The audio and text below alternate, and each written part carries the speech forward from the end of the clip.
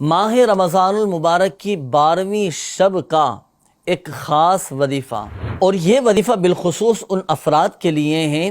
کہ جن کی شادی نہیں ہو پا رہی، جن کے رشتوں میں رکاوٹیں آ رہی ہیں، رشتے آتے تو ہیں بات نہیں بن پاتی، یا اللہ نہ کرے کسی کے رشتوں میں اگر بندش ہے تو وہ اگر اس ماہ رمضان المبارک کی 12ویں شب اس وظیفے پر عمل کر لے تو انشاءاللہ الکریم آئندہ رمضان سے پہلے اس کی شادی ہو چکی ہوگی، یعنی اس کی مراد پوری ہو چکی ہوگی، رشتہ طے ہو چکا ہوگا۔ جو لوگ کنوارے ہیں، جن کی شادی نہیں ہو پا رہی، وہ بھی اس وظیفے پر عمل کر سکتے ہیں، اور اگر والدین چاہتے ہیں کہ ہمارے بچوں کے بھی رشتے ہو جائیں، ان کی بھی شادیاں ہو جائیں، وہ بھی اپنے گھر خیر و عافیت کے ساتھ چلی جائیں، تو والدین بھی اس وظیفے پر عمل کر سکتے ہیں۔ تو وہ وظیفہ کیا ہے ناظرین؟ جو کوئی ماہ رمضان المبارک کی 12ویں شب نماز عشاء کے بعد 12 رکعات نوافل ادا کرے، اور یہ نوافل 2 رکعات کر کے ادا کرنی ہے،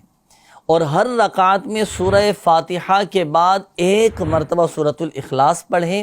اور پھر 100 مرتبہ درود پاک پڑھیں،